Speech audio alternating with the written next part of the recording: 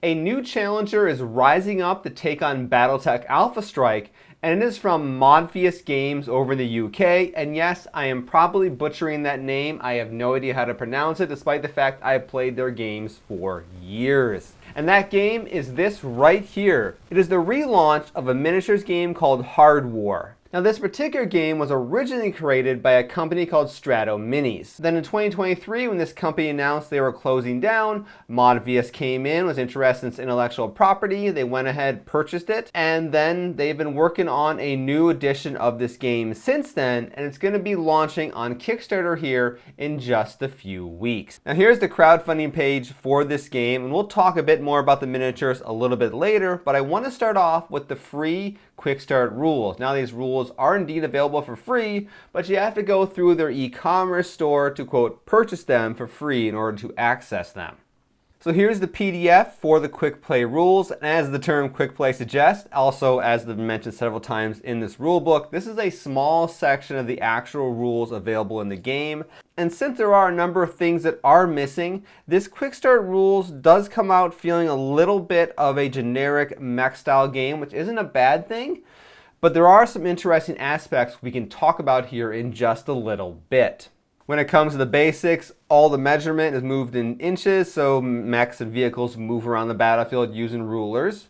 And of course, there are various terrain elements which not only affect movement, but also some of them can affect combat. And then each unit on the battlefield has a stat card with some basic stats: mobility, firepower, armor, and defense. And of course, some special powers and a damage bar that once all the damage has been applied on that unit, it is destroyed and removed from the battle.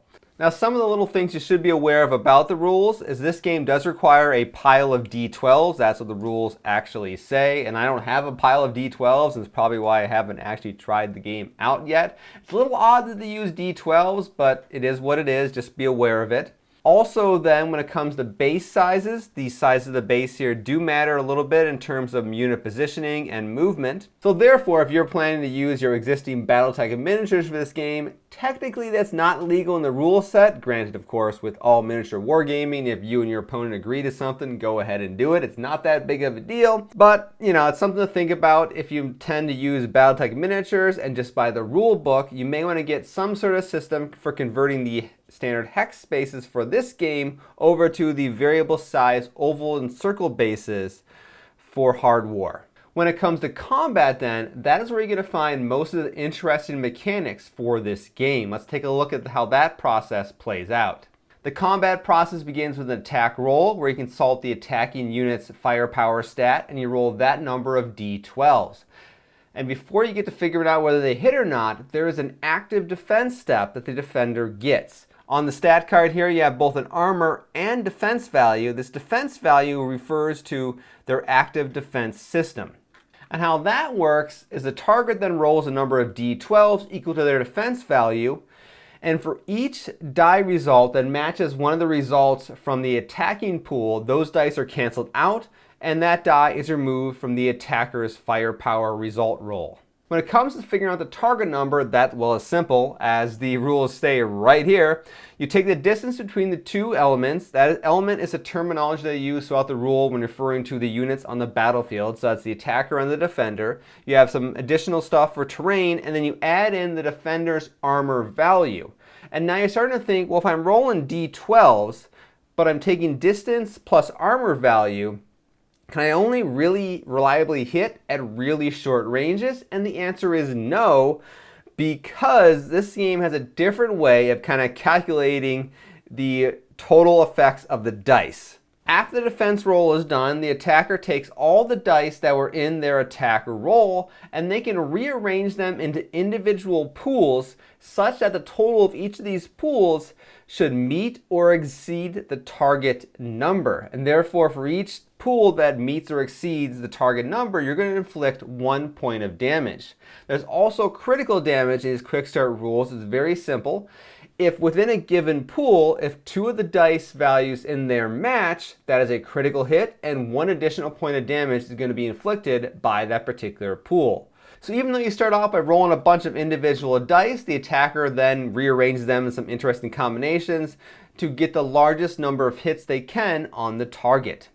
And then of course, with all modern tabletop miniatures games today, you've got an assortment of weapon special rules as well as unit special rules, and you can find them here. And of course, these various rules, well, they alter how the combat and movement and all that stuff works a little bit to add a bit more unique flavor to the game without a whole lot of additional complexity. As I mentioned at the start of the rules discussion, because this is a quick start rules, they feel a little generic, so I want to speculate, this is me completely speculating, I'm making stuff up on the spot, how some of the full rules might change these game a little bit to make things a bit more interesting, and I want to start out with critical hits. Now, if you look at an old unit card from the previous edition of the rules, you're going to see that the movement, firepower, armor, and defense values have little circles that can be marked off just like the total damage box down here. My guess is that in the final rules, critical hits are not going to simply do one additional point of damage. They're going to go ahead and injure or reduce the effectiveness of one of these 4 systems, therefore degrading the ability of this particular unit as the battle goes on. And one section of the rules that I skipped over here was talking about action tokens. Now at the start of the turn, you go ahead and assign 2 action tokens to every unit on the battlefield, and then when that unit activates, you basically take the action tokens off as they perform actions. Given the fact that 99% of the actions in the quick start rules only use 1 action token, and you can then take 2 actions in your turn, this whole process of placing down action tokens at the start of the turn seems a bit redundant. So I'm assuming there's going to be systems in place such that you can mess around with the action tokens of your opponent or possibly your own army to change exactly how many actions a given unit can make, and therefore there's going to be a reason why you're putting down these tokens at the start of the turn to indicate how many actions the particular unit has left. In particular, I want to read this paragraph of the rules right here. Note that in the full rules of the game, the commanders also conduct an ECW phase prior to activations. This has been removed for the purpose of the quick play rules. ECW stands for electronic counter warfare, at least that's how it normally does in military terminology. So I'm assuming during this phase is when you go ahead and mess with your opponent's action tokens or possibly augment or modify yours as well. To finish up here, let's take a look at the crowdfunding page over on Kickstarter. For the rewards, you've got yourself a hardback rule book right here. That's going to contain the entire rules you need to play the game.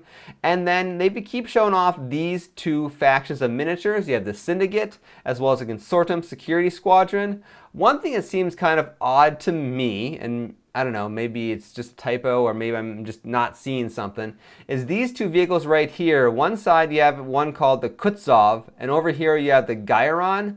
They kind of look like the exact same vehicle, but this guy here looks very different from this one's also labeled a Kutsov. So I'm thinking there's some sort of mistake labeling going on there, but that's just me kind of guessing.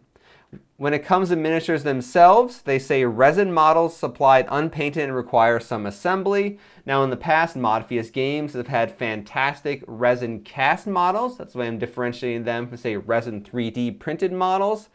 I'm not entirely sure what these are going to be like. It doesn't say right here, but given the history of the company, I'm going to assume these are resin cast miniatures. And one funny little thing I noticed in the rule book right here with this particular mech guy, you can actually see the individual faces of the knee joint right here, which is indicative that this is indeed a 3D sculpted miniature, which is surprising. Every company does that, but it's kind of funny to notice that little detail, how it's not actually a cylinder, it's just an approximated cylinder because that's what 3D modeling does. And then jumping back to the crowdfunding page over here, one thing that I like to show off are their farm buildings that are going to be part of the scenery for this game, and they really do like this. With farmsteads, a prominent battlefield for commanders in the 22nd century, you'll be leading your mechs to victory on terrain rarely seen in tabletop skirmish games, which is kind of true. You don't see this kind of stuff too often, so it is different. Yeah, that works. And finally, there is going to be some sort of solo rule feature to this game, which is kind of interesting. Battletech is coming out with something like that this year as well, so it'll be kind of cool to see how these 2 games differ from each other in that particular fashion. Modiphius with Fallout Wasteland Warfare actually had a pretty cool solo system back in the day, and I guess they're re-releasing that game as well. More on that later though. If you want to know about prices, well, that's not available just quite yet, but I'm sure we're going to get that, as you would expect, when the crowdfunding campaign launches at the start of July.